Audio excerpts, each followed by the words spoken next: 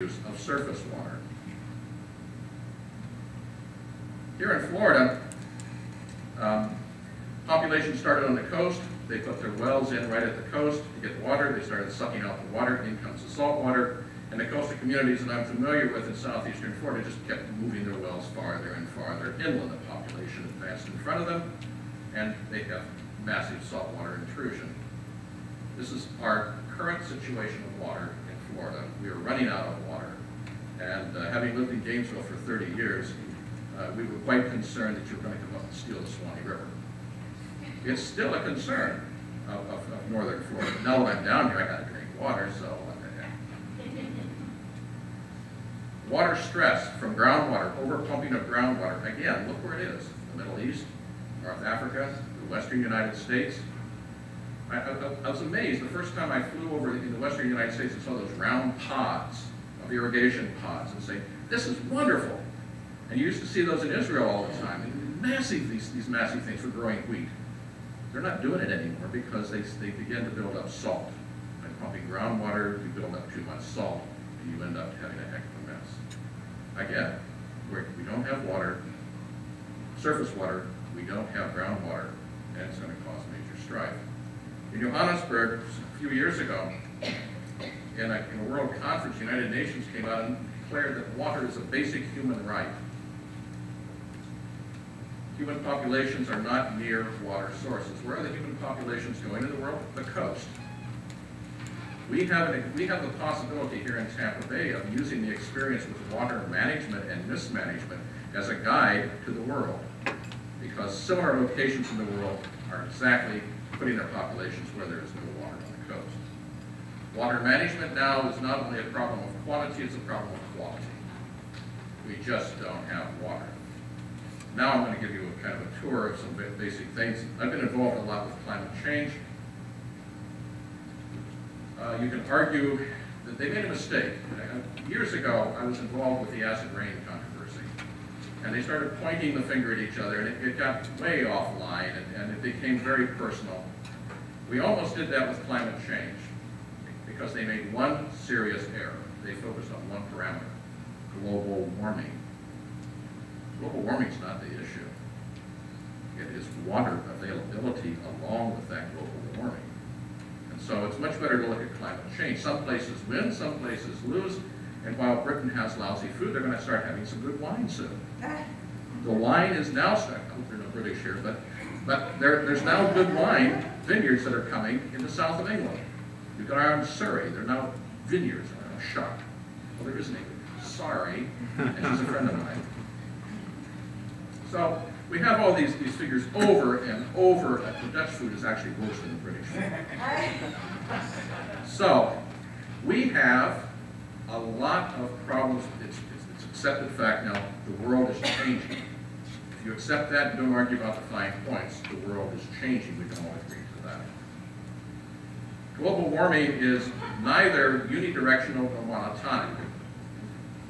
Last winter, I lost a lot of my bananas in my backyard here in Tampa. You know, these things, I said, how can this happen? It's Tampa. But it was a horrible frost. You're going to have oscillations. 3 points forward, 1 point back. 3 points forward, 1 point back. But the projection is definitely in what we would like to think, we don't like to think, but people want you to believe it's monotonic, unidirectional. It's not. There are going to be reversals, and I'll show you some of those. Here's the global climate since 1860 to the year 2000. It's all over the place. You have some getting periods of cold, some periods of warm. On the long end, what we've been doing for the past 4 years, and I have to admit this is not my work, but it's my graduate student at the University of Florida, one of the last two that I still have out there. And he's doing climate projections, but looking at the zones, the climate zones within Florida and how each of the climate zones is going to change. If you'll think of the projection of I-4, it starts here in Tampa, and then it angles up as it comes to the east coast of Florida. That used to be the subtropical line. At that point south were the subtropics. Our work has now shown that it's now moved 45 kilometers north. The average 30 goes so far. so what is all of a sudden those exotic species are moving north, which means we're going to have to manage them. All of a sudden you're going to have differences in electric usage and power grids. There are a whole variety of questions now that are going to affect your pocketbook, and when you come back to the average citizen and say it's going to affect your pocketbook, then they take notice very quickly. And so we will be announcing in the next month or so how we think each of these zones. Florida is not uniformly warming. Each zone is moving differently. When you get to Okeechobee, which is you go through the middle of Okeechobee, it's the beginning of the tropic south. It's not moving. It's not going to change much. But up here, it's changing drastically here on the subtropical line. Now, while we have these climate zones, each zone is an actual climate zone. I mean, each line going across the state is a climate zone. On the right is precipitation. This is the hardest part of any kind of prediction, is to come up with what will happen to the precipitation, because it does not follow the lines of warmth. It's all over the place. The highest precipitation, I think, is around Naples, but yet you can go immediately, go 20 miles inside, and you had drought conditions 2 years ago. These are very serious problems, but we do not, on a worldwide basis, have a very good projection of what will happen to precipitation, which is the key. For years I've called, for the 33 years I've lived in Florida, I call summer of Atlantic the time of the living death. But the time of the living death, it can only get so bad. It's not what I'm worried about. It's when the rainfall comes, or it doesn't come. We do have projection maps of both temperature change and precipitation change. Look at the red, look where it is, north, right across North Africa, right into the Middle East. The western United States included as well. I started life as a paleolimnologist, so my job was to take sediment cores out of lake and reconstruct environments for the past 40,000 years. And one of the things that's always hit me is the Dark Ages. The Dark Ages were a period of cold in Central and Northern Europe. And it was the low point of Christian society at that point. It was the high point of society in the Middle East. Their scientific discovery, wow, they had more rainfall, they had more equitable climate. Climate affects the course of history, and it oscillates back and forth. We see a number of things. I'll go through the changes now in a few minutes, over the next few minutes.